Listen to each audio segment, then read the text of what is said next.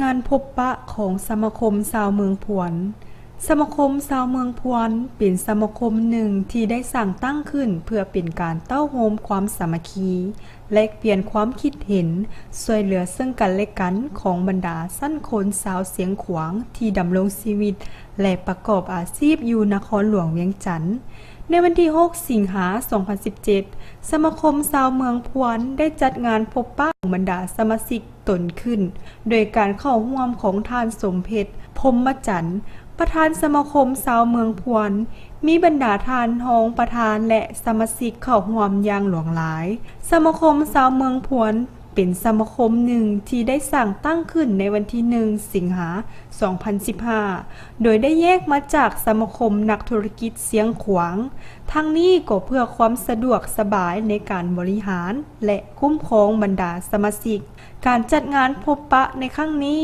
ก็เพื่อเป็นการเฉลิมฉลองเนื่องในโอกาสครบรอบ 2 ปี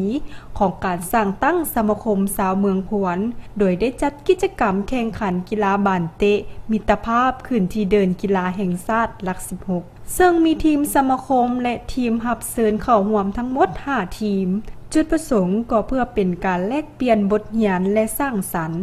หัดแน่นความสามัคคีของบรรดาสมาชิกภายในสมาคมซึ่งท่านทิดพรศรีดารา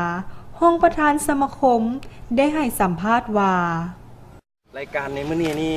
เขามีจุดประสงค์คือจังซี่จุดประสงค์ก็คือว่าพวกเขาสร้างทีมสามคนของพวกเขามาระยะครบรอบ2 ปีมี 2-3 ปัญหาที่ว่าพวกข้าพเจ้าสร้างทีมกันขึ้นมาเนาะปัญหาที่1ก็คือว่า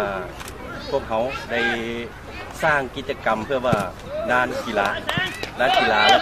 เพื่อว่าส่งเสริมทางทุกคนให้มันมีให้มันเพื่อสุขภาพเนาะปัญหาต่อไปก็คือว่าพวกเขาควรสร้างความสามัคคีฮักแพงให้มันเป็นให้มันฮักแพงกันด้วยว่าพวกเขาเป็นพื้นฐานเสาชิงขวงแล้วจังมาสร้างตั้งขึ้นว่าเป็นทีมสมควรเป็นทีมเพื่อว่าเต